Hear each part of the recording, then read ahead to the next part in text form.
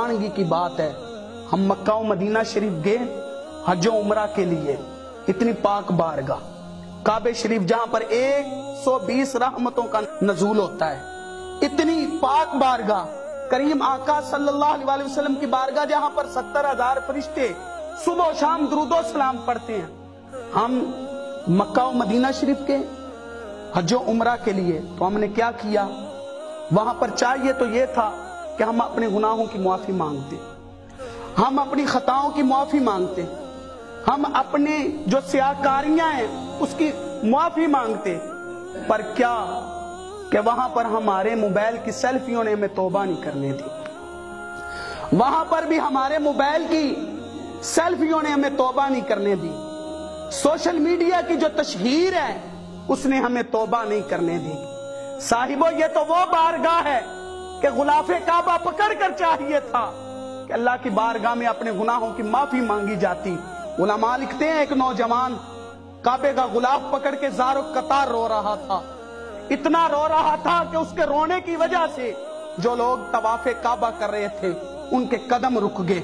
سارے لوگوں کی توجہ اس نوجوان کی طرف ہو گئی، اتنا رویا کہ بے ہوش ہو گیا۔ ہوش میں آیا تو عرض کرتا ہے یا اللہ مجھے معاف کر دے، یا اللہ میرے گناہوں کو معاف کر دے، یا اللہ میری خطاؤں کو معاف کر دے، یا اللہ مجھے معاف کر دے، میرے اتنے گناہ ہیں کہ اتنے ریت کے ذرے نہیں جتنے میرے گناہ ہیں، یا اللہ مجھے معاف کر دے، میں تیرے گھر میں آیا ہوں، مولا میرے اتنے گناہ ہیں جتنے بارش کے قطرے نہیں اتنے میرے گناہ ہیں، یا اللہ میرے اتنے گناہ ہیں کہ اتنے درخت کے پتے نہیں جتنے میرے گناہ ہیں، مولا مجھے معاف کرتے۔ رو رہا ہے اور عرض کر رہا ہے، بے ہوش ہو گیا، پھر ہوش آیا، پھر عرض کر رہا ہے یا اللہ مجھے معاف کر دے، یا اللہ مجھے معاف کر۔ اتنا رویا کہ جو چادر اس شخص نے چہرے کے اوپر لی ہوئی ہے وہ آنسوؤں سے تر ہو گئی۔ اس مجمع میں حضرت حسن بصری بھی موجود، آپ نے سوچا میں دیکھوں تو صحیح یہ کون نوجوان ہے جو اتنا زارو قطار رو رہا ہے، میں دیکھوں تو صحیح یہ کون ہے جو اتنا زارو قطار رو رہا ہے۔ آپ آگے بڑھے اور چہرے سے چادر کو جب ہٹایا آپ کی چیخیں نکل گئی۔ صاحبوں کو وہ عام شخص نہیں تھا، میں مدینہ شریف جا کر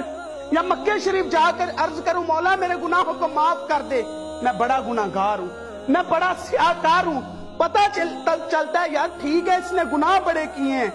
اس کو معافی مانگنی چاہیے، اس کو اپنی خطاؤں کی معافی مانگنی چاہیے، پر وہ جو شخص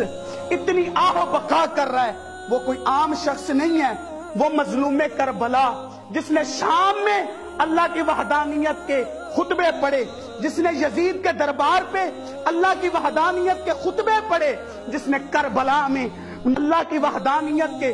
خطبے پڑھے، وہ کوئی عام شخص رونے والا نہیں تھا، وہ حضرت امام زین العابدین تھے۔ صاحبوں یہ اتنی نازک بارگاہ کہ یہاں کا تو ادب یہ ہے کہ امام مالک پوری زندگی حدیث پڑھاتے رہے ہیں پر گنبد خضرا کی طرف کبھی پاؤں نہیں کیے۔ ہم نے سیلفی کھینچنی ہے چاہے گنبد خضرا کو پشت ہو جائے، چاہے گنبد خضرا کو کمر ہو جائے، ہمیں کمنٹس چاہیے، ہماری سیلفی اچھی آنی چاہیے، ہمیں زیادہ سے زیادہ لائک آنے چاہیے، چاہے کمر ہو جائے، چاہے پشت ہو جائے، چاہے پیٹھ ہو جائے، ہمیں اس کی پرواہ نہیں ہے۔ میرے امام نے تو ہمیں ادب کا یہ سبق سکھایا ہے کہ حرم کی زمین اور قدم رکھ کے چلنا۔ اے مدینے میں جانے والے، اے مکے میں جانے والے، اے حج کرنے والے، اے عمرہ کرنے والے، حرم کی زمین اور قدم رکھ کے چلنا۔ ارے سر کا موقع ہے او جانے والے،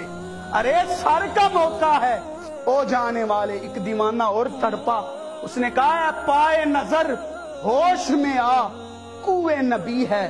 پلکوں کے بل چلنا بھی یہاں بے ادبی ہے۔ اس ویڈیو کو شیئر ضرور کریں، ہو سکتا ہے آپ کے ایک شیئر سے یہ بات کسی کے دل میں اتر جائے۔